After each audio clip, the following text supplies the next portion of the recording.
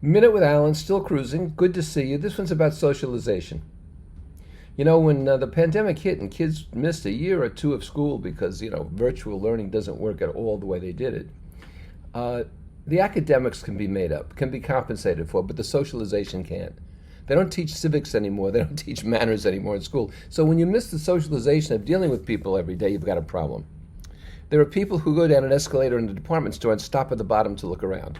There are people after a Broadway play or any other kind of theatrical event stop in the exit to talk to each other about the performance while people back up behind them. Here on this cruise, where you might have to get off on the dock and into a bus or onto a train or even into one of the lifeboats, which serve as shuttles, these big fancy lifeboats, to go somewhere, there's always somebody who's a little bit late or who's talking too loud and won't shut up. Now here on this boat, ship really, they have informal nights. Informal nights, men are expected to wear jackets, women are expected to wear dresses or pantsuits. Now when I sailed on the Queen Mary, they had formal nights. You had to put on a tuxedo, although a lot of people didn't. And then they have casual nights here when you can wear what you want. However, after 6 o'clock, you can't wear shorts, you can't wear flip-flops. And you can never wear a hat in a restaurant. When you walk in, you have to take your hat off. Now these might seem like relics of a bygone era, but I think they're kind of nice. And I think it's good for people to conform.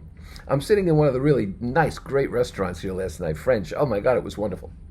And as I look out the door to an adjoining restaurant, three young men, I would guess they were in their 20s, early 20s, show up in T-shirts. That was an informal night, supposed to have a jacket. They show up in T-shirts. And they walked into this restaurant. And about 15 seconds later, they walked out. They got thrown out. I kind of like that. But the issue is socialization.